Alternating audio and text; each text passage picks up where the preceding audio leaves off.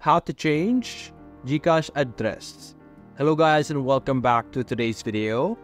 In today's video, we will be talking about how you will be able to change your address, your personal address on your Gcash. So simply go over here, open your app, and look over here on the bottom right, you have the option profile. Simply open that, and after that, you will be able to see here your information. What you're going to do is you're going to have to select your name, the one that displays your name and number. Select that, and you will be able to be redirected to the account information section over here. Now for you guys, you won't be able to see what I'm seeing right now because of course this is sensitive information, so I will be editing this out. But as you can see here, you have the option to update account information.